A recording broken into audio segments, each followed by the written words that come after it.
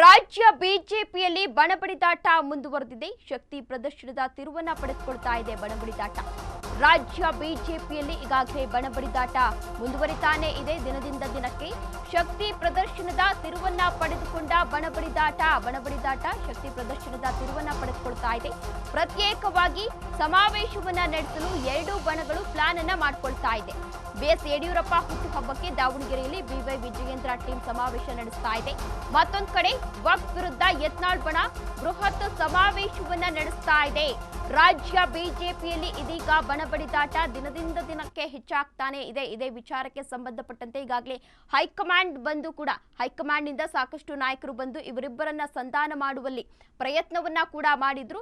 ಇನ್ನು BS Yediyurappa birthday ಕೂಡ ಇದೆ ಈ ತಿಂಗಳು. ಬರ್ಡೇ ಇರೋದ್ರಿಂದ ಅಲ್ಲಿ ಸಮಾವೇಶವನ್ನ ನಡೆಸಲು ಈಗಾಗಲೇ ಬಿಜೆಪಿಯವರ ಬಿವೈ ವಿಜಯೇಂದ್ರ ಅವರ ಟೀಮ್ ಏನಿತ್ತು ಈಗಾಗಲೇ ಸಕಲ ಸಿದ್ಧತೆಯನ್ನ ಕೂಡ ಮಾಡಿಕೊಂಡಿದೆ. ಇದೇ ವಿಚಾರಕ್ಕೆ ಸಂಬಂಧಪಟ್ಟಂತೆ ಒಂದು ಮೀಟಿಂಗ್ ಅನ್ನ ಕೂಡ ನಡೆಸಿದ್ರು. ಎರಡು ಬಣಗಳ ಜಿದ್ದಾಜಿದ್ದಿನ ಶಕ್ತಿ ಪ್ರದರ್ಶನಕ್ಕೆ ಹಿರಿಯರು ಬೇಸರವನ್ನ ವ್ಯಕ್ತಪಡಿಸಿದ್ದಾರೆ. ಇದೇ ವಿಚಾರವಾಗಿ ಅಶ್ವವೇಗಕ್ಕೆ ಡಿವಿ ಸದಾನಂದ ಗೌಡ ಎಕ್ಸ್ಕ್ಲೂಸಿವ್ ಹೇಳಿಕೆ ಕೊಟ್ಟಿದ್ದಾರೆ. ವೈಯಕ್ತಿಕ ಶಕ್ತಿ ಪ್ರದರ್ಶನಕ್ಕಿಂತ ಪಕ್ಷದ ಶಕ್ತಿ ಪ್ರದರ್ಶನ ಮುಖ್ಯ. ಈ ವಿಚಾರವಾಗಿ ಹೈಕಮಾಂಡ್ಗೆ ಹಿರಿಯ ನಾಯಕರು ಸಲಹೆಯನ್ನ ಕೂಡ ಕೊಟ್ಟಿದ್ದಾರೆ. ಎರಡು ಬಣಗಳ ಜಿದ್ದಾಜಿದ್ದಿನ ಶಕ್ತಿ ಪ್ರದರ್ಶನಕ್ಕೆ ಹಿರಿಯರು ಈಗಾಗಲೇ ಬೇಸರವನ್ನ ವ್ಯಕ್ತಪಡಿಸಿದ್ದಾರೆ. ಈ ವಿಚಾರವಾಗಿ ಅಶ್ವವೇಗಕ್ಕೆ ಡಿವಿ ಸದಾನಂದ ಗೌಡ ಎಕ್ಸ್ಕ್ಲೂಸಿವ್ ಹೇಳಿಕೆಯನ್ನ ನೀಡಿದ್ದಾರೆ.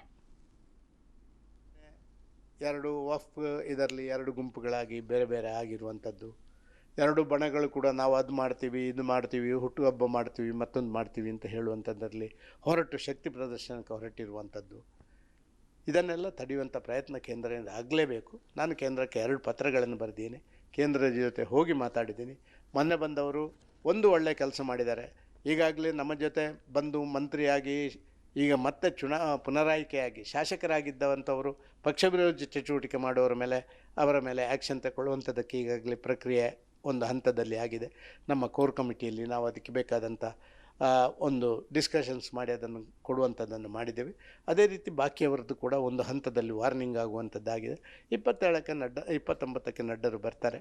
ಬಹುಶಃ ಒಂದು ಹಂತದಲ್ಲಿ ಇದು ಮುಗಿಬಹುದು ಅಂತ ನನ್ನ ಅನಿಸಿಕೆ. ಈಗ ಮೊನ್ನೆ 2 ವಫ್ ಇದರಲ್ಲಿ